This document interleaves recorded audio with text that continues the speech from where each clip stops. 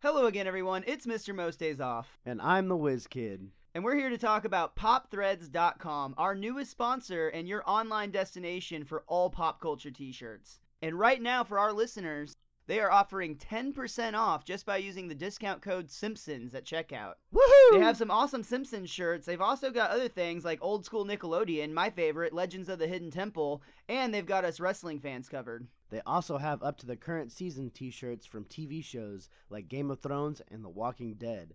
So make sure you head over to popthreads.com right now. Use that discount code Simpsons so you can save a lot of dope! Hello again, everyone. Welcome back to the Best Darn Diddly Review Show. My name is Miles, better known as Mr. Most Days Off, and I'm back again to talk to you about The Simpsons. Today we're covering two excellent episodes, one of my all-time favorites, Oh Brother, Where Art Thou?, where we meet Homer's brother, who's actually voiced by Danny DeVito, and yet another great guest appearance by a star on this great show. We also get the episode Bart's Dog Gets an F, which is funny just in the sense that that is a reference onto itself from the season opener, Bart Gets an F, and I noticed that these two episodes today, something that we'll definitely dive into, there were so many references happening throughout both episodes, both to themselves and to other movies and things of that nature. But before we get too far ahead of ourselves, let me introduce you, as always, to your co-host with the most, Richie the WizKid. How are you today, Rich? Oh, good morrow, good morrow. I am fine, gentlemen. And I will tell you this, are you just the almost gentleman? Are you at medieval times? No, the almost gentleman, that's Bill Clinton. Okay. Come on now. Good Morrow stuff, though. I was like, whoa. I felt like trying something a little different today. It's cool. I mean, like to mix it up. Just make sure you don't use utensils at lunch, because that's cheating. Fuck you.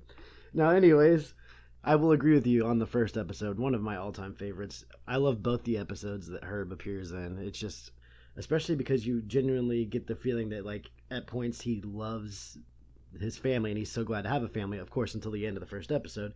But we're going to get into that. On the second one, I'm not as big of the Santa's Little Helper, Bart's Dog Gets an F, but we'll talk about that a little bit. Although I do have a very interesting theory to bring up at the end of that episode. So we'll get into that. For now, I'll throw it back to you, the man, the myth, the motorhead.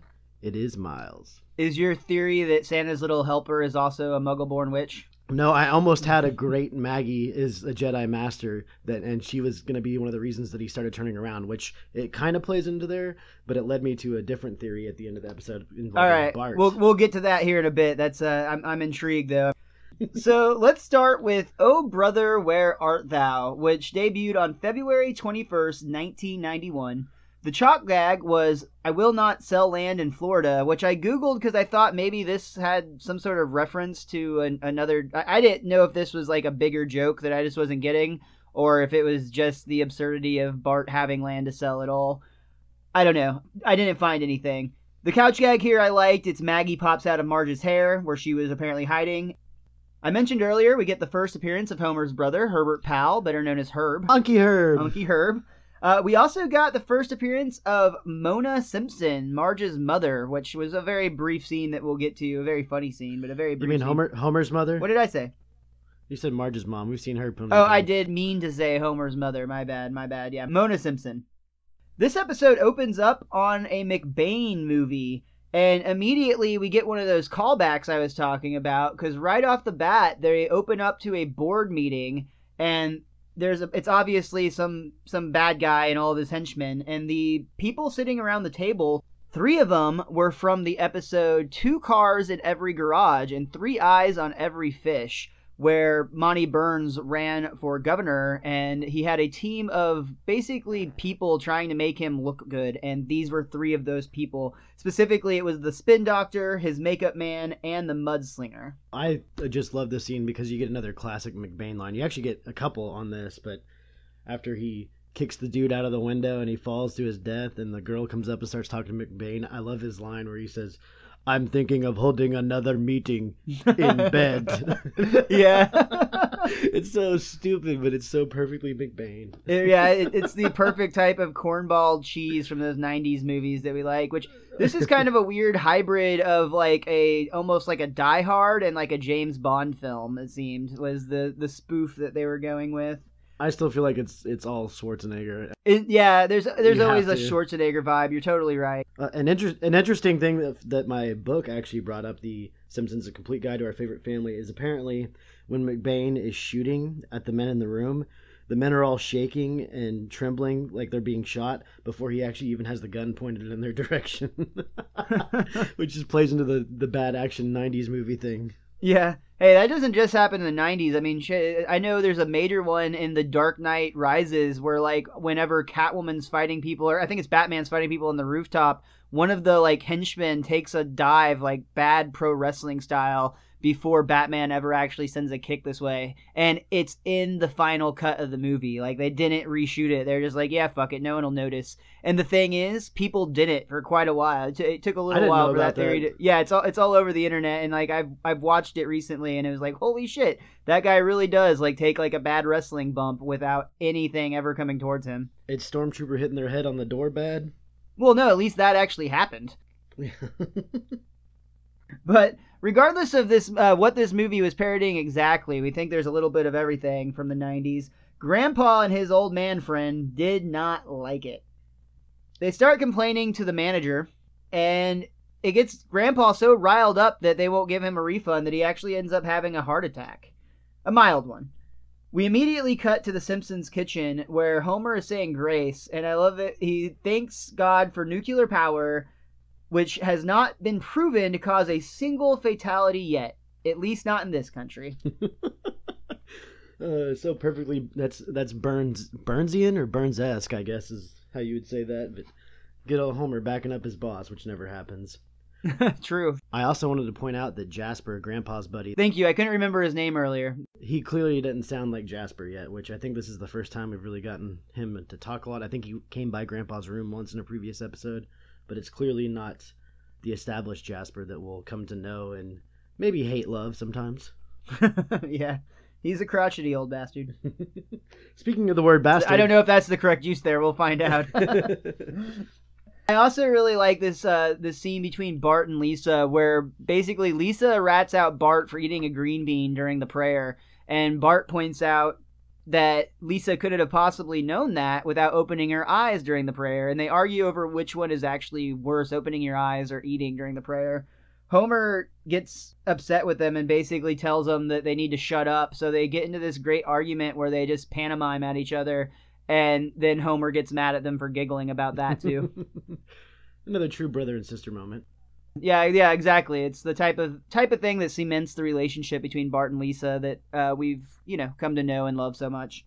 Dinner is interrupted, though, by a phone call from the hospital where they find out that Grandpa did, in fact, have a heart attack. And they rush to go see him, where Grandpa has some news to share with Homer. He has him come in real close to share this secret, and he tells the story of back when he went to a carnival and found a woman who he just couldn't resist and would do things that his mother just wouldn't. For instance, having sex for money. I thought this whole thing is actually, he's admitting that he cheated on Homer's mother. Now, they weren't married yet, but he said that he was courting his mother, and he straight up cheated on her, which, wow, okay. That's some pretty heavy shit, right, for a cartoon show. His son just went through similar things, or Marge went through similar things just in the previous season. So good thing Homer didn't fall down those similar tropes, which he'll have to stave off women left and right, which we'll have to get into in future episodes. That doesn't always make sense, but it is what it is. It is. Homer's got some kind of homely charm, so to speak. But it's good that he never falls into the same tropes that his father apparently did. Yeah, that's true. It's and that, again, that's some deep stuff to be bringing up from a cartoon show. But this is actually the brief scene where we meet Mona Simpson, again, Homer's mother, not Marge's. And it's kind of funny because we basically see in a flashback her telling Abe never to tell Homer about this. And this is, of course, happening while Abe is telling Homer about this. So he's like, oops, forget everything I just said. Which is, he told him that he had a brother. I mean, that's a pretty a big piece of news to be dropping. Homer wells up and starts crying just a little bit because he interprets this act from his father as you basically, it's like, wow, you chose to keep me. I'm so touched. And that must mean you really love me. And Abe is like, oh, that's an interesting theory you have there. I loved Grandpa's response at that moment. That was just that quick wit of the Simpsons right there. We referenced a scene earlier that is one of the defining moments of this entire episode. I remember loving this so much as a kid because, of course I did, yeah. But this is totally that concept of being able to flirt with the naughty side of The Simpsons. And that's exactly what it did. And yet again, always in a very intelligent way. Bart is talking about Homer's brother, the bastard, and he keeps using the word. And of course, Marge and Homer are getting mad, but Bart points out that he's using it grammatically correct. Because of course, a bastard is just a person who is born out of wedlock, very much like Herb was. But then he takes it a little bit too far and just starts repeating bastard, bastard, bastard, bastard over and over and over again. But it's absolutely hilarious. One of my favorite scenes in all of Simpsons history, not just this episode.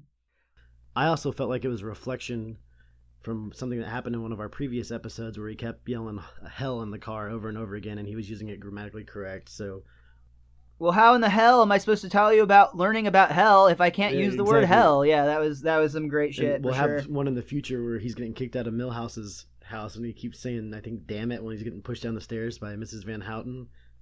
But damn it, oh, damn it. He actually gets kicked out entirely. Like, he can't be friends with Milhouse for a while, I think, because he's such a bad influence. They always do that really well in these little moments where he gets to swear and get away with it, basically.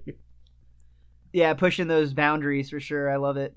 Speaking of pushing boundaries, that's actually a fun fact about this little bastard scene is whenever this episode was released for syndication in the United Kingdom, that scene has actually been removed. Really? Just completely cut. Which is a tragic thing for anyone who lives over there, just because this is a great scene. I highly recommend you find it. So Homer actually has to go hunt down his brother, who he found out was given to the orphanage. He gets to the orphanage and is very sad to find out that shut down. Starts crying and wailing in the street until the guy corrects him and is like, relax, buddy. They moved just across the street, and he points and they pan up and you can see the new orphanage is right there. Short-sighted Homer, as always. There's a great scene here where the person who runs the orphanage looks exactly like Dr. Hibbert with a mustache. Homer is asking for help finding his brother, to which this Dr. Hibbert lookalike replies, oh, I know exactly what you mean. I, too, actually was separated from my twin when I was young, and I've been on a journey to search for him. And Homer cuts him off and is like, yeah, buddy, wish I could help you, but we're looking for my brother today. The thing that I thought was really interesting about this scene is this is not the only time there's a character that has this kind of moment. I believe in future seasons, when Bleeding Gums Murphy comes back and he's in the hospital, he's talking to Lisa and he says, I believe I always had an older brother that always laughed at everything everybody said. I think he became a doctor, and Dr. Hibbert literally walks in the room going, So apparently Dr. Hibbert has multiple brothers that he doesn't know about, or he has never found. I mean, I guess so, yeah. It's that's interesting. I did not know about that one. Or I had forgotten about that one, at least. I also really like the part where he basically tells Homer he's sorry, but he can't tell him legally where to look for his brother, but he keeps dropping very heavy-handedly saying Detroit. Like, I know that Philadelphia is the center of brotherly love, but I would consider moving it to Detroit if I were you, and things of that nature. Homer, it just gets really pissed off, and he thinks that he's hitting him up for money, so he pulls out a 20 spot, gives it to him. He tries to deny, and finally Homer's like, just take my money and tell me where he's at. And the dude's like, Detroit. He's in Detroit. Again, Homer, short-sighted. After this, Homer is making phone calls to all of the Herbert pals he can find in Detroit. He goes through them all with no luck, but Marge points out there is an H pal, and H could stand for Herbert. I just like that it had a montage of him making phone calls, and it looked so dramatic, and then you found out he's only made 3 phone calls after the end of it. Right? Because I've tried all 3 Herbs. Yeah. It's like as if he had been on this journey, Aaron Brockovich style, going through the list of people. I don't know if I ever caught that before this time either. I might have just not been paying attention, but I don't remember that at all. Yeah, it's always interesting what you catch when you go through taking notes. Cause I personally end up pausing so much and writing stuff down. I think it really makes you see it in a whole new light. And then plus the fact that it's been so long since I've seen these episodes. Yeah, that's the biggest part. My whole life perspective has changed. Yeah. I mean, that's the simple truth of the matter. So we get our first introduction of H. Pal, who does in fact turn out to be Herbert Pal. And yes, he was in fact adopted. This entire time, all we're seeing is a man with his back turned to us in a chair. And it's being very intentionally secretive. But Homer basically lets him know, like, straight up, hey, I'm your little brother, and I would love to meet you. Would you like to come to Springfield? Herbert replies, I would love to meet you too, but why don't you come to me here in Detroit? And we pan out and see that Herbert is motherfucking loaded. Like, huge house. Bron style. Yeah, for sure. So the Simpsons agree, and they're going to head out and go meet their Uncle Herb. And we get another classic car ride scene. We talked about the bastard scene earlier. This time we get another instance of are we there yet? Are we get there yet? Which is, of course, something that we'll see more than once throughout the lives of the Simpsons kids. And they tend to use that a lot when they're traveling. I wrote down a note because I wasn't sure. Is this the first time that we actually had like full on are we there yet? Because they repeat it so much in the scene. And I just remember the first time that I really saw this scene, I started doing that to my parents every time we drove anywhere. I know that had to drive them batshit crazy, but I started doing that all the time. What kid didn't? Come on. Yeah, I was going to say, I did the same thing. I'm just kidding. It's better than me going bastard, bastard, bastard, bastard, bastard, bastard the whole time.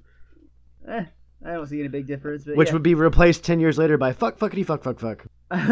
I love that Marge threatens that if the kids don't shut up, they're going to turn this car around, but they don't get upset, just Homer does. But Marge, I want to go see my brother. Ah, Homer, it's an empty threat. I loved that line. That was so good, and especially that it only worked on Homer when he was the one driving. Yeah, I didn't even tie that part together. He would literally have to turn himself around. But to be fair, I mean, like, if you're married, you know if your wife is like, you turn this fucking car around. It doesn't, like, if you're in mid-intersection, you fucking pop the e-brake and you get that shit flipped because it's time to go when she uses that voice.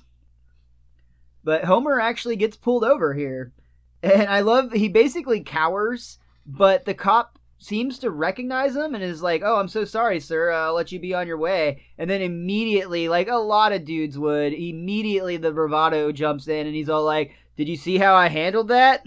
As if he was some sort of tough guy who just like intimidated the cop or something. So we pan to a scene with Herb running a board meeting with a table full of executives, and he's yelling at them all for being Harvard idiots and wondering why he hired them in the first place. They reply that he also went to Harvard, and he's like, yeah, but I had to work my way through by washing your dishes and cleaning your toilets. I didn't get it paid for by mommy and daddy. And one of the guys at the table is like, oh, yeah, now I remember you. Terrible. Just terrible. I love that joke. It's awful, but it's really funny. So I wanted to say real quick that Herb is played by Danny DeVito, as we mentioned, and it is one of the all-time great guest spots, in my opinion. And Nancy Cartwright actually has a pretty lengthy interview available where she talks about the experience of working with Danny DeVito. First of all, she was a big fan before getting to work with him on the show. And unfortunately, he had a very limited amount of time to work on the show, so it was actually one of the first times they ever had to do the show out of order, where they had to shoot all of his sequences first and then go back and do the rest of the show, which was not their norm for how they would run an episode at that time. Nancy Cartwright also tells a really funny story about how she actually met Danny DeVito. She had actually just gotten to catering and gotten herself a plate of food when somebody tapped her on the shoulder, and she turned around and basically almost knocked Danny DeVito over, which she was mortified and super embarrassed because, again, she was actually a really big fan. But she had nothing but nice things to say about the guy. She said he was a total professional, and even though he came in on a limited schedule, he was like very clearly there with like energy to work. And in fact, Nancy Cartwright got to stand directly across from DeVito while he performed, and she says it's one of her like most cherished memories because she was so impressed with the way that he acted during his voice performance. To that point, one of the animators actually decided to start jotting pictures of him. Like, he was basically drawing animations of DeVito working his character, and those ended up being used in the show because it fit the character so well. And Danny DeVito really embodied this role. And also, one of the quotes I really thought was neat is Nancy said, like, never before had she seen an actor put so much heart and soul into a performance. Wow. That's really impressive. I mean, what are you really supposed to say about that? You can totally see it from Danny DeVito too, and it's as soon as you hear Herb start talking the first time, when they do that behind his head view where you can't see his face for a little while, where he has to carry that scene with the boardroom, like it sounds very intense, and he sounds really into it, and it's the two of the characters I've always loved since I was a kid watching The Simpsons that are side characters are Sideshow Bob and Herb Powell. And I was always upset that Herb wasn't in more episodes, but at the same time, it makes the fact that he's only been in like 2 episodes really, really awesome. You don't want to... Sideshow Bob's kind of got milked out over the years where they have to come up with like convoluted story arcs to bring him back in, whereas Herb Powell has his 2 little story arcs, and they both fit really well, and they play into the full circle of a sitcom staple, basically, so to speak. So in the limited time he's had on The Simpsons, stands out as well as anybody else does, so that speaks volumes on how he performed, again, doing an animated show. Yeah, I think that's the key is, I mean, Danny DeVito had done plenty of movies at this point, but he had not been a cartoon, and just the way that he came in and did that, I thought was a real cool, and just the fact that he made such an impression on Nancy Cartwright. Yeah. That's really cool. But we get to the point where Homer and Herb actually meet for the very first time, and this scene's great because they go, "Oh, you look like me," and they point up, except with a little more and a little less hair for each other, and then down to the bellies. Same thing. Homer has a little more belly, a little less hair, but other than that, they look very, very similar to one another. And I absolutely love the line when they walk up towards his house for the very first time, and Homer yells out, "Holy moly, the bastard's rich." I wrote that one down as well. Which, we also need to bring this up while we're here. Homer, a.k.a. Mr. Selfish, one and only sees things from his perspective, and since he's unbreakable, assumes everyone else is unbreakable, tosses his Jedi Master baby into the air for Herb to catch, and Maggie, using her Jedi mastery of the Force, makes herself launch perfectly into Herb's hands because, holy crap, Homer, what the hell are you doing? Yeah, Herb's totally afraid to hold a baby, and Homer's like, there's nothing to it, catch. And chucks Maggie over to him. But it's a perfect throw. She lands without bouncing or anything. That's all the Force, baby. Absolutely. I like that. Actually didn't tie that to our theory. I just really enjoyed that scene. It made me laugh so much that Homer's such a fucking loose father on that. That's worse than Michael Jackson and like the dangle over the balcony that made him, questionably famous for... Well, he was famous before that, obviously. But you know what I meant. That video or that photo went viral, if you will. That's ignorant. There's a real quick line here that makes a big impression on the entire episode, in which Herb basically says, Homer, you're the richest man I know. And Homer is like, I was thinking the same thing about you. And it's just one of those moments where, you see that a lot of times people covet what they don't have, and grass is always greener type of situation. But Homer has, family and friends, but arguably not a lot of money. He still seems to be able to do a lot of stuff, but they're supposed to be hurting for money most of the time, is the idea. Because he never goes to work, which we'll get into in the next episode. True. Herb obviously doesn't have any financial issues, but he doesn't have any family, and he doesn't even feel like he has roots at all. And that's kind of the defining arc of this character, is he wants to belong. He wants his roots to be planted, so to speak. And we have this question pop up time and time again on The Simpsons, is what price are you willing to pay for this? Because Herb, there's not one scene in this entire episode where you look at Herb and you think he's dastardly or doing something wrong or he's trying to swindle anybody. Like, you genuinely like that he gets along with all the Simpsons, and the only complaint I have with him is that he didn't check in on Homer's progress in person throughout the entire time he's building a car, which you just let this total amateur who's never had any ability in car design before and just like, oh yeah, I trust you, just go for it. That's a little wonky, but that kind of also plays into the character, because he wants this foundation of family so bad that he literally is willing to sacrifice everything to get that feeling. and he gets his wish. He gets that feeling, he gets everything, but it's very, very brief because it comes at too high of a cost, I think, for him. Yeah, I would say I agree with that entirely. For just to, further your theory, there's a bunch of scenes that come up where Herb is basically not even going into work. He's just spending time with Marge and the kids. And there's a great scene where he's asking Marge about herself, and she's like, well, I met Homer in high school and had 3 beautiful children and been, happily married ever since. And Herb's like, oh, we have so much to catch up on. And Marge's like, well, actually, that's about it.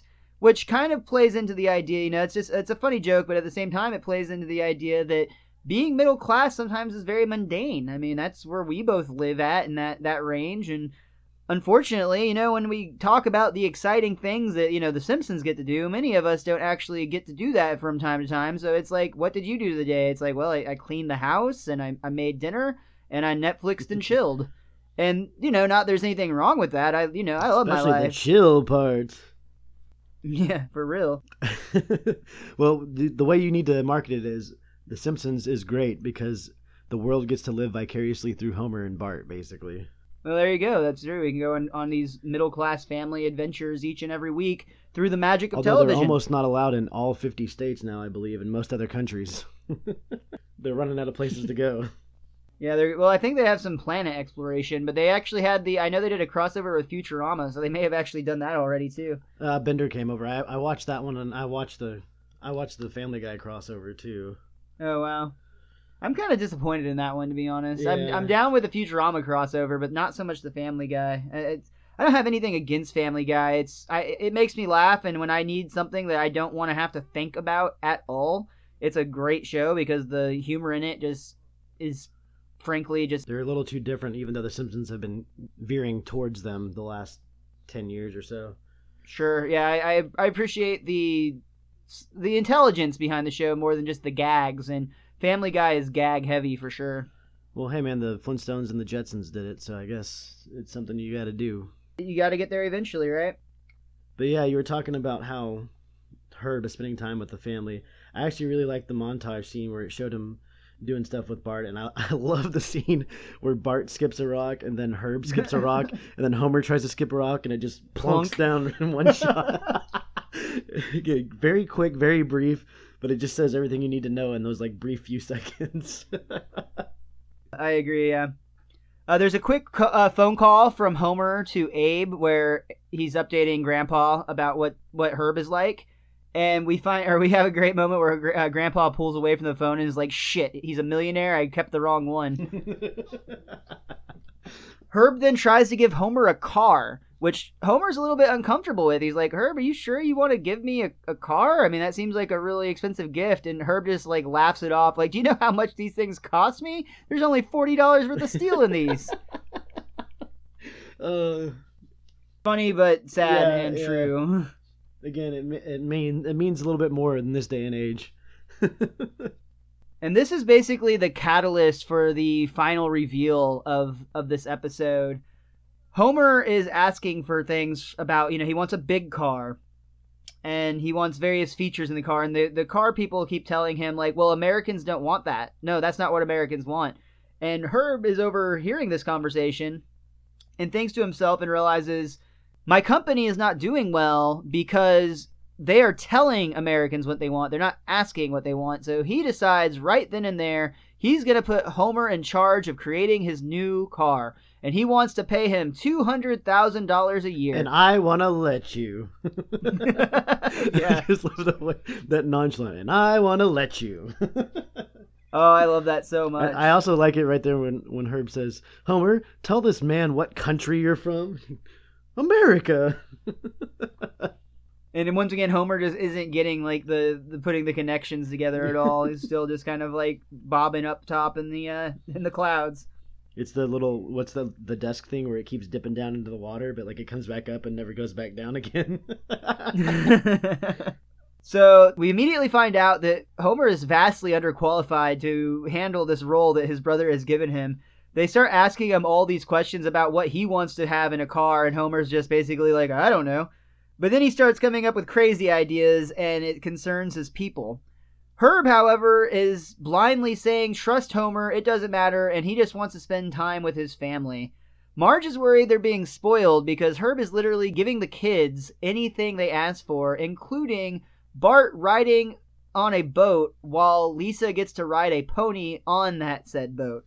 Marge is like, I know we're spoiling them. And the scene right after this, I really like when Herb's out with Bart and Lisa, and Herb gets that phone call from the guys making the car, and clearly everything they're saying on the phone is bad-mouthing Homer, because Herb starts looking angry, going, and you don't hear what they say, but then he goes, I want you to hang up and call me right back and say the exact opposite of everything you just said. And he puts the phone down and calls Bart and Lisa over and goes, hey, I want you to hear what everyone has to say about your father.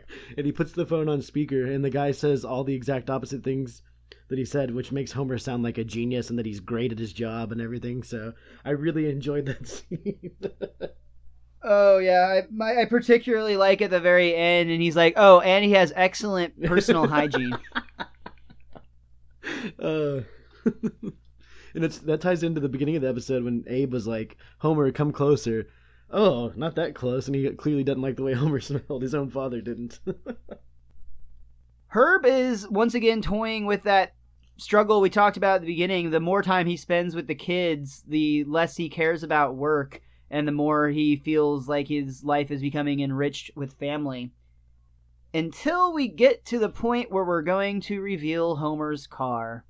It starts with one of those, it's like a spoof of one of those like really terrible car commercials where somebody's just like driving through a windy road and talking in like a sultry, slow voice about, I like to be one with the road. And sorry, Matthew McConaughey, Simpsons did it. Simpsons did it. You're totally right.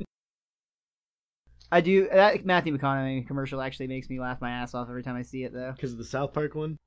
Even before that, but after the South Park in particular, yeah, you're absolutely, that made it even worse for that. But yeah, totally great commercial. This was a good parody of it.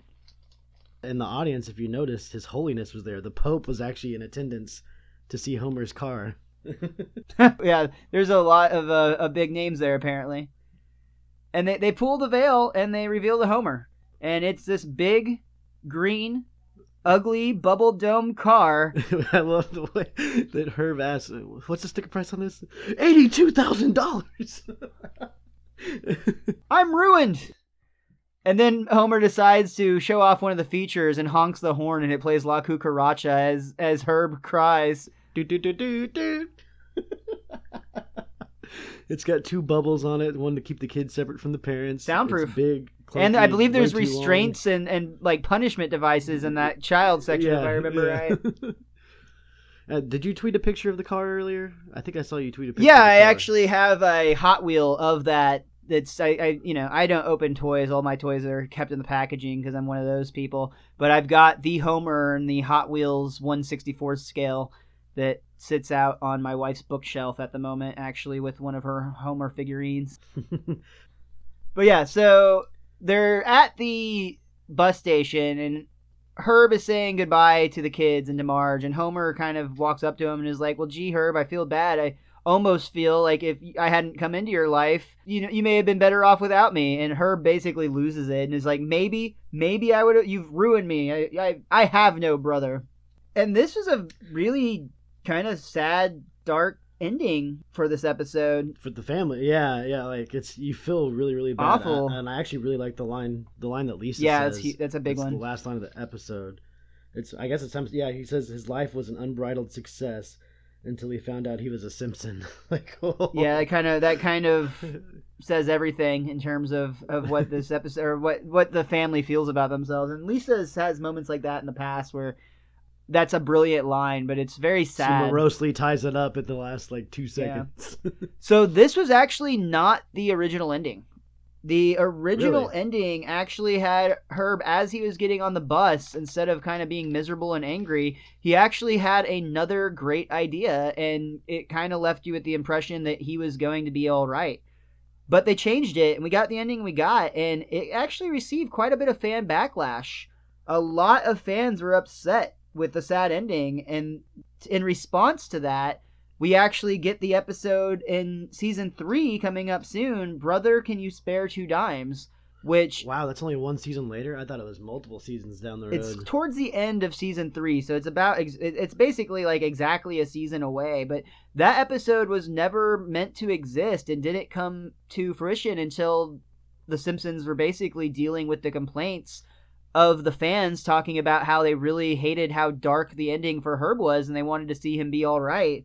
So this gave him a much kinder fate, of course. We won't get into it too much since we have that episode just next season. If you like our Maggie stuff, that episode is all about Maggie. That's true. All about it. And now with our new theories, it just ties in so much better. That's going to be fun. I can't wait to get there. Oh God. That's the one we need to have Andy on for next time. We'll see if he can make it. That's a good point. So, we got the ending we got, and Herb's pissed and mad at Homer and says he has no brother, and they part ways on bad terms.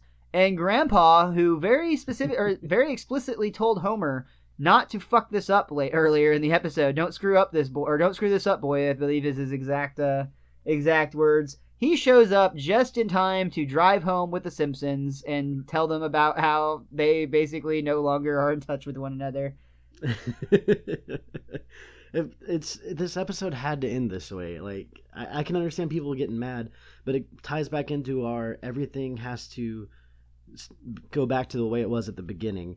And if Homer has this brother that loves him and loves his family and pays him $200,000 a year, and buys stuff for his kids and his wife all the time, that it ruins the show. Everything. Yeah. It takes away from everything that makes it The Simpsons. And they do a good job when they bring him back and actually try to reestablish his wealth, because they do it in a way where he's still mad at Homer at the end of the next time they meet, and to where he's not willingly just going to give them all this crap, although he gives them some things, and that's a great moment at the end of the second episode with him.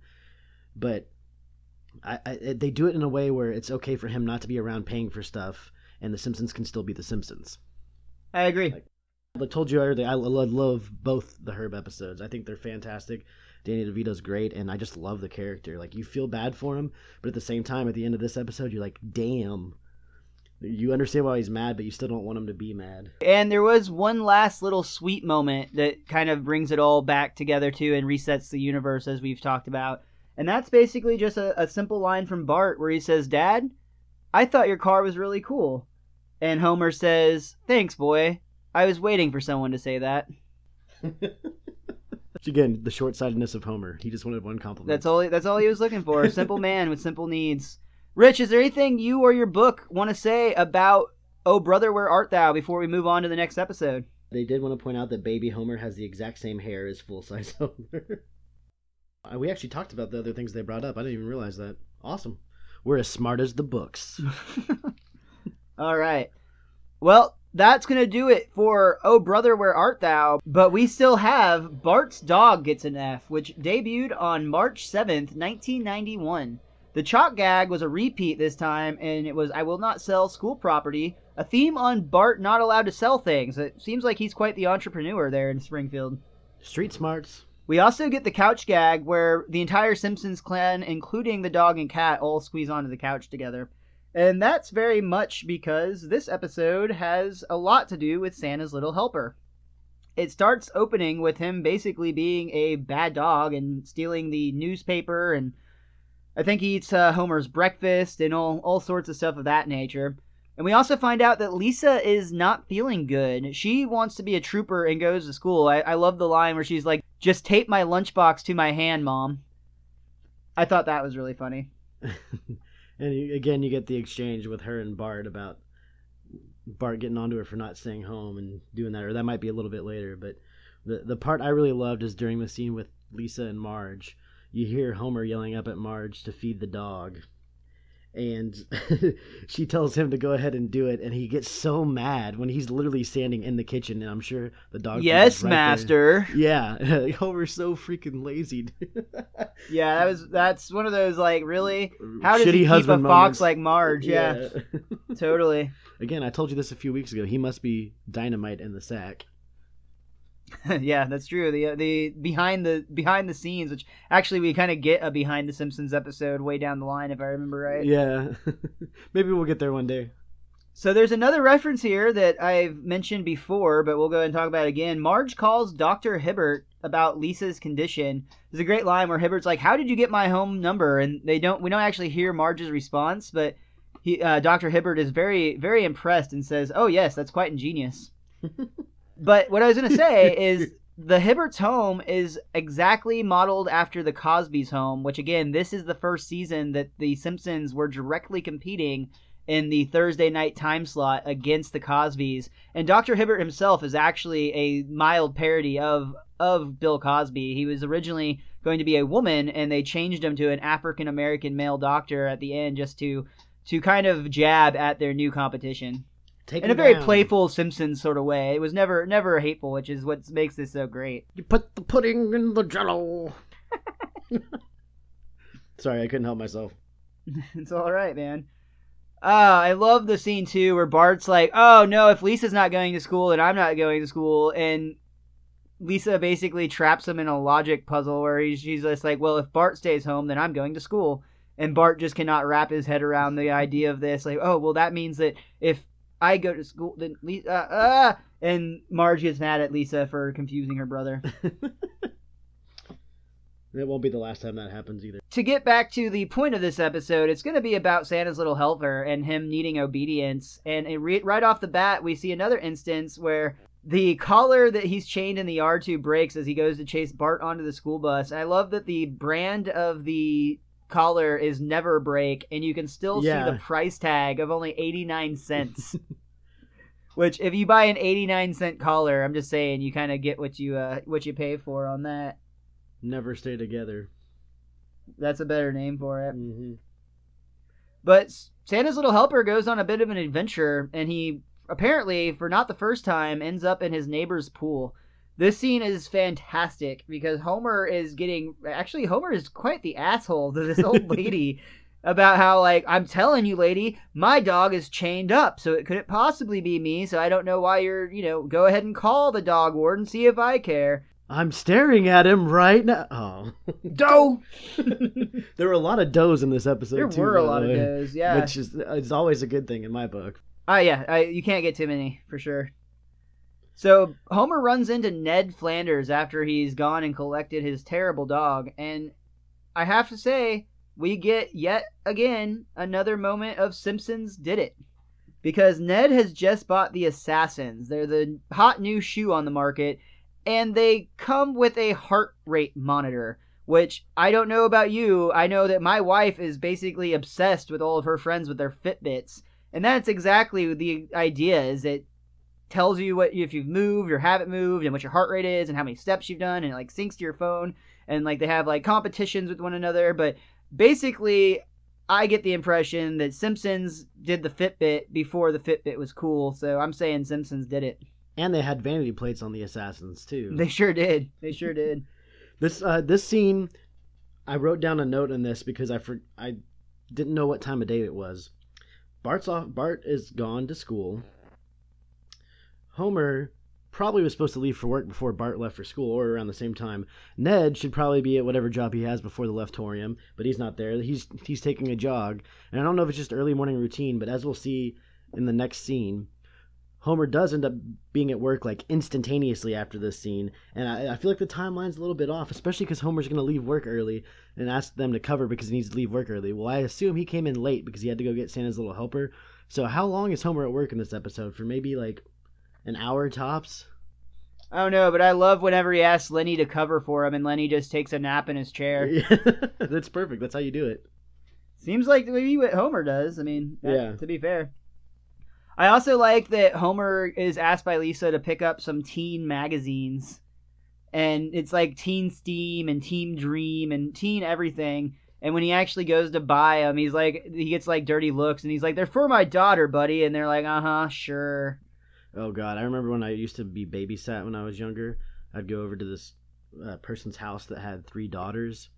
And the oldest daughter always had all those freaking pictures taped up all over her room. And it kind of creeped me out a little bit. I was like, this is weird. How many of them were named Corey? All of them. I like that joke a lot, too. In the meantime, though, Marge actually introduces Lisa to the family quilt, which has been around for 6 generations. And I absolutely love this scene. I always have. Ever since I was a little kid, I always thought this was badass of Marge. But she shows off her sewing finger with her callus that she's developed, where she could actually like jab a pin into it and light it on fire, and it's totally fine. It just, turns a little black. That's essentially how all my fingertips are since I've tested my blood sugar umpteen million times in my life. The ends of my fingers are just like that. There's times where I'll jab my finger just to see if I have feeling in it. A lot of times I don't. I haven't burned it, though, on purpose. That's a life goal right there, man. See if you can get to that point. See if I can ET finger with some little child. That was dirty. While Homer is at the mall picking up those magazines, he just can't help himself. To be fair, Ned pretty much makes him in his head while he's imagining it to buy those assassins for $125 for a pair of shoes. Ugh. Yeah, that's high even by today's standards. I mean, it's not Turtle and Entourage getting $5,000 shoes or whatever, but it's still pretty high. Yeah, that's huge, actually. I remember that they actually said, the show creator said this was directly spoofing the idea of like Air Jordans back in the 90s. Makes sense. And I do remember those were over $100 because I really wanted a pair when I was a kid. And I remember my mom had like agreed to like go get me some. And then we get to the mall and my dad sees the like price and he's like, "Are you fucking kidding me? Put those back." Which, I mean, I was sad at the time, but like now I'm like, oh fuck yeah, because I had no idea what $100 was at that point. And I was a kid; they should have never even considered it. But at the time, I just remember it was over $100, and my dad like almost like blew a gasket, which was kind of funny. Well, yeah, the shoes do cost a lot of money, but as we all know, as you just hinted at, Homer buys the shoes, and when Marge sees him with the shoes on, I love the explanation. First of all, Bart sells them down the river. Oh yeah, he totally sells them out for spending $125. Bart comments on something. Well, at least I didn't spend $125 on some shoes or something, and Marge gets that terrible Wi-Fi on Homer. The Eye of the Jew, if you're a Beer Fest fan. And Homer knows that he's screwed at this moment, but I love his way he tries to wiggle out of it, where he says, "Well, you bought all the smoke alarms and we haven't had a single fire." I like that a lot too. So right after this, we get a scene where Santa's little helper is chewing on the television remote, and this is another place where there are a couple of quick nods to themselves. First off, the first report we see on the television is them announcing that Mrs. Botts, the babysitter back from season 1's Some Enchanted Evening, has escaped and is on the prowl again. Who? It's the chick from that babysitter episode. It's like the last episode of season 1 that we both hated. I'm sorry, I don't recall that character or that episode, and they're both dead to me. Fair enough. There was also, one of the channels was actually a repeat of the same beer commercial we got from Homer's Odyssey. And then this was the weird part. They had the "I can't believe they invented it" infomercial with Troy McClure, but it wasn't voiced by Phil Hartman. And It sounded so weird seeing somebody else's voice come out of Troy McClure. It was really awkward, and I wish they would have shot that little few seconds from Santa's little helper's point of view and just muffled out his voice with like the Charlie Brown parents noise or something, whatever they were using. They could have covered it that way, I think, and it would have been better. Yeah, I did not like the way that. I don't understand why they couldn't have just like reused. Maybe they would have to pay him or something. I don't know, but that was really weird and very off-putting for sure. But immediately after this, we see that Santa's little helper destroys those $125 assassins and shreds them to bits. Uh-oh. Homer is pissed. Chains up Santa's little helper, and as a family, they are looking for obedience school immediately. I love Bart's line, "Oh yeah, school, that's your answer for everything." So they decide on a ad in the Yellow Pages because it looks reputable, and they actually end up going to Emily Winthrop's K9 Academy, which I have to say, Emily Winthrop is actually voiced by Tracy Ullman. And Matt Groening had been attempting to get Tracy Ullman on the show since they started because he always liked her and was grateful for getting their start on her show back in the 80s. But because of her commitments to her own show, she never had the time to come and do it. However, her show had just been canceled, so Matt Groening reached out one more time and she agreed to come on the show. Nice. It's kind of a taking care of each other situation, you know. Simpsons started on there, taking care of your own. Paying tribute to your roots or something, maybe? I don't know. Yeah, something that ties cool into gesture. the Her Pal episode. I don't know. Something that, will I think, Tracy Ullman will always be connected to The Simpsons, but then she actually got to be a guest, which I know is considered to be an honor among a lot of people. I think she just got a new show, too. I think it just started airing. Just in 2016? I think so. I thought I saw something. I don't know. I could be lying about that, but I know late night when I was having trouble sleeping, I saw something about it, and I thought I saw something in Entertainment Weekly about it, too. I'm not sure. Well, we meet the class of dogs that Bart and Santa Little Helper will be doing obedience training with, and there's another little quick flash of Jacques from a previous episode, Marge on the Fast Lane, and Jacques has a poodle, which seemed appropriate. I have to say it every time, Mimosa. There you go. The teacher, Emily Winthrop, decides to use Satan's Little Helper as an example, and it's very immediate that her style of dog training is very aggressive, and she busts out the 2 words that every dog owner needs to know, the choke chain. Bart and Santa's Little Helper immediately look uncomfortable about this. I haven't owned a dog in 10 years maybe, but I love dogs. I always want dogs, that just I can't afford one or have one where I'm at right now. And every time you see Santa's Little Helper get choked, it bothered me. As a kid, it bothered me today when I was watching it again. I don't like seeing dogs like that. I agree. I understand there's different schools of thoughts for dog training. It makes me uncomfortable personally, and I could never do that to my dogs. And for what it's worth, I've got 2 beagles, and one of them we actually did a training course with because he was our only child, and we had the time and money to spend on him at that point. And he can actually still to this day does some pretty sweet tricks. And then we got a second dog, and we were like, fuck it, that's really expensive and took a lot of time. And she's awful, but really sweet. So it's a trade-off. But we never once, everything that we did was positive reinforcement. And Nash can do some pretty cool stuff. I mean, those simple ones like your sit, spin, roll over type of stuff. But he also barks on command.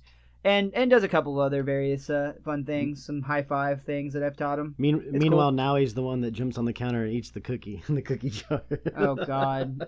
Now he is like a ninja, too. She's a little chunky monkey that can somehow manage to get up onto counters 6 times her own height. I've literally found that she has moved a chair across the kitchen so she could use it to climb up on a counter. That's the type of intelligence I'm dealing with this evil canine. You need to put a video camera in there, Paranormal Activity I've style. thought about it. I've thought about Paranormal Activity myself and making a movie out of it, but you're afraid of what you're going to see? I'm afraid of what I'm going to see, yeah. Don't fuck with you don't need to fuck with. Is the next scene the one where we get Homer returning the shoes? Because I love the line that the shoe clerk gives him. It's Homer goes to try to return the shoes that Santa's Little Helper tore up, and he says that his dog put the shoes in his mouth and they just fell apart. And while he was bringing them to him. And the store clerk says, "I'm sorry, sir, our warranty doesn't cover fire, theft, or acts of dog." I just love that. I like that too. It's clearly something that happens a lot. While Homer's on his way home from the mall, from trying to return the shoes, he runs into the free samples at the cookie store. And he has 8 free samples, and finally the girl's like, well, if you want a cookie, they're only on sale for $1. Oh, I see your game. You get me addicted, and then you jack up your price. Well, it worked. I'm going to buy some. You win, I think, is what he said. Which, I'm going to fault Homer on this one. You saw Santa's Little Helper, well, we did. I guess he technically didn't. Eating your breakfast right off the table. So the one place you don't put the cookie in the cookie jar is on that same table. You need to put it somewhere higher, like on the kitchen counter or something like that. Not that Santa's Little Helper still wouldn't have gotten to it, but I mean, you're making it pretty easy for him. I agree. The cookie's too big for the cookie jar if you people out there in podcast land don't remember, so he just kind of sets it at the top of the cookie jar with a note on it, and I forgot what the note said. I wrote it down somewhere, but I don't. Basically, it's my cookie, yeah, don't eat it. Yeah. Hands off. But yeah, so this is actually the sequence where we get a bunch of movie references back to back to back, which is kind of cool. First off, the entire episode, the perspective has switched into Santa's Little Helper's perspective so that we can kind of see, and he doesn't understand anything that people say, and everything that he looks at basically turns into food, which is why he chews on everything. But this is where he's actually going after the cookie, and this time when it switches to his perspective, it makes the same exact sound effect that they used in the movie Predator when they'd go to the Predator's point of view. Also, they used a version of the Jaws theme while Santa's little helper was sneaking up to grab the cookie. So when he kind of popped over the table, it was very reminiscent of when Jaws popped out of the water. And finally, we see Marge and Lisa upstairs working on that quilt, and Lisa has just finished her patch on the quilt, and she shows off her calloused finger by doing the same needle and lighter trick for her mom that she performed earlier. And then Marge and Lisa touch fingers very reminiscent to the movie E.T., and the music that plays is very reminiscent of the theme song from E.T. There you go, always throwing in those movie punches like 1, 2, 1, 2. They're great at it. They were so fast. Yeah. It was so good and so smart too. And they're all very obvious, but like they didn't like slap you in the face. It was just like if you're a fan of those franchises, you will totally get it. My favorite one up to this point, still the Terminator one from last week's show. Yeah, that's a really great one. Possible homosexual. Sure. So Lisa's really proud of her quilt, and her and Marge run downstairs to get Homer and Bart to show off what she's done. And unfortunately, Santa's little helper strikes again, and he actually shreds the quilt that's been in their family for 6 generations. Marge is super upset, obviously, and Homer's trying to console her and let her know, baby, it's okay, it's not the end of the world, I'm sorry this happened. And then he sees the remnants of his cookie, and he absolutely loses it. My cookie, no! And which is such a great moment, because it proves... Selfish he Homer. Actually is. It's this quilt, this beautiful thing that means so much to both Marge and Lisa, and he doesn't give 2 shits, really. He really doesn't. He's just saying what you're supposed to say. And when he sees the note from the cookie, he loses his mind. Yeah. This prompts a family meeting, which they've never had before, but they've also never had a family member that is pissing them off that they could get rid of. There's a really heartfelt speech by Lisa basically defending their pet, saying, we can't do that to a loved one. And Homer starts to well up, and I love the line where basically he's like, Lisa, if anyone's ever trying to pull the plug on me, I sure hope you're fighting in my corner. That's a very good and valid point, actually. But what I liked about this scene, and I'm going to throw this in there, is Bart and Maggie are holding on to Santa's little helper so tight in this scene while Lisa's giving her speech. And I think Maggie's doing it because she's trying to imprint something on him, or she's trying to get in his head to be like, you need to do this, you need to pass these tests. So there is, because Santa's little helper in a few scenes starts to turn a corner, so to speak. And it could be because Maggie put some ideas into his head. That's all I'm going to say. But I believe I have a better theory about why he actually turns that corner here in a little bit. Fair enough. So they come to the agreement that Santa's little helper will be given away to a new home if he cannot complete obedience school, and things are not looking too good for him. It gets to the point where Bart, it's on their last night before basically pass or fail, and Bart's tried everything, and Lisa more or less comes out and is like, Bart, look, it's not going to happen. Just don't torture yourself. Spend your last moments together as boy and dog, and, play and have a good time and cherish it, type of thing. And it actually gets kind of sad here. I'm a dog person. I've had dogs my entire life. I'll always have dogs. I love dogs. And I would be lying if I didn't say that the room, for whatever reason, just gets a little bit dusty during this scene whenever Bart's kind of reflecting on the fact that he's going to lose his pet. But then you start laughing your ass off, and I can't help it. I could watch this on like a meme repeating over and over again and laugh and cry every single time I see this. But when Bart throws the Frisbee and it bounces off Santa's little helper's face, like right on his eyes. Just smacks him right in the face. It doesn't matter what mood I'm in. That always makes me laugh hysterically because the sound effect, the angle, it's a straight shot right off his eyes. He just goes, boink. It makes me crack up. It's another football in the groin type of scenario. I was going to say the same thing. Yeah, exactly. It's the old football in the groin. But it gets me every time.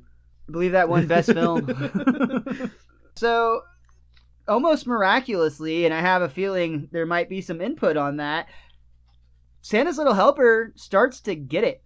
And we still hear his perspective where we're kind of hearing the Charlie Brown adult talk going on. But then all of a sudden words like sit and lay down start to come through loud and clear. And Santa's little helper looks like he's going to pass obedience school. Homer is sad or grumbling, but ultimately comes around and is happy to see that Santa's little helper passes with flying colors despite Emily Winthrop's best guesses and what she had said, basically, where he was a useless candidate. Well, and here we are, ladies and gentlemen. The moment you've been waiting for since I first hinted at it 50 minutes ago. I'm sure everyone's been on the edge of their seats. They probably, dude, honestly, because of you, they probably all fast-forwarded through this last part. Now they're just skipping to this. You should put a better tagline in the middle. You're welcome. Thanks a lot, man. All right, so we have The Simpsons here. And as we've well established, certain family members show certain abilities or powers. And despite what you say, Miles, Maggie is a Jedi Master. We're still teetering with Homer being unbreakable, Bruce Willis from the movie Unbreakable. Is Bart the Beastmaster? Oh, geez. Now think, no, hold up. Oh, geez. I'm going to play this out here. When Bart focuses and is in his true nature, so to speak, Santa's little helper starts doing what he tells him to. Now, this is not the only time Bart makes a special connection with an animal. There are numerous episodes in The Simpsons where he's got like the lizards that can fly when he shoots and kills the bird and he's so distraught over it. There's episodes all the time where Bart is involved with animals and literally is helping them or they're doing what he wants them to. I mean, how many times does he play with frogs? I think Bart is the Beastmaster. I thought I smoked too much pot, but... Tell me I'm wrong, that's fine, but I'm just throwing it out there. This could be the first instance. No, I love the idea. Unfortunately, I am going to say something here in a moment that does contradict that just ever so slightly, but not yet. We are not going to get there for a while, but I do know for certain that the end of this episode references one more movie, and that's Animal House, where they do this is what happened to all the dogs that graduated, and we get to Santa's Little Helper, and it says, Santa's Little Helper bit Bart, but Homer didn't mind. But the thing is, they actually do that as a serious episode arc all the way in Season 18, Episode 20, which won't happen all the way until 2007, where Santa's Little Helper actually bites Bart. And it's actually an episode where Santa's Little Helper becomes a police dog, which is an interesting concept. Obviously, we're not going to talk about a lot about that yet, and one day we'll get there. It'll be a while, but that could theoretically contradict your Beastmaster theory. However, for now, we'll have to keep an eye out for Muggleborn Witch, Unbreakable Homer, Beastmaster and Bart. now Bart I'm just saying, every Beastmaster. superhero has an arc where they lose a little bit of their power. I mean, it happened in a whole Spider-Man movie, for goodness sakes. Bane broke Batman's back in the movie, and he wasn't himself for a while. So Bart could have been slipping a little bit, or Santa's Little Helper could have been drunk on another Beastmaster for a time being. They did a How to Train Your Dragon movie based off that. So it's possible, man. I'm just throwing it out there. It's a fun theory. We'll give it that. Absolutely. Bart the Beastmaster. Richie, is there anything else from this episode that you or your book would like to say? We did talk about the dough count. Apparently there were 6 in this episode, 5 from Homer, 1 from Bart. That was great. And let's see here. And that looks about it. And they bring up the fact that Mrs. Botts popped in, but like I said, she's dead to me. Fair enough. All right, well, that's going to do it for this week's Best Darn Diddly review show. Rich, is there anything that you'd like to plug before we get out of here? As always, you can follow me on Twitter at TheWiz_Kid23. Get on there and tell me what you think about Bart being a possible Beastmaster in the future. Do not talk to me about Muggleborn Witches and Jedi Masters, because you sure already know that both of those and neither of them are true all at the same time. And also, give our show a follow. We're at Best Darn Diddly on Twitter. Diddly is spelled D-I-D-D-L-Y. Follow us on there because we want to get feedback from you guys. Tell us what you like, tell us what you don't like. Tell us to go to hell, we'll call you bastards. It's all fun. Awesome, man. I am at MrMostDaysOff on Twitter. Also, check out thefanspodcast.com. We are proud to have them as a host. And if you check us out on iTunes, do us a big favor and write a review. Of course, make it 5 stars and mention us by name. If you mention our show by name, I will read your review right here on the air, and it would really, really help us out. So please do that for us if at all possible. Also, for you wrestling fans, come and check me out at voicesofwrestling.com, where I do a weekly Lucha Underground review, Lucha of the Hidden Temple, with my good friend Chris Novabrino. And other than that, we look forward to being back next week for 2 more Simpsons classics with Old Money and Brush with Greatness.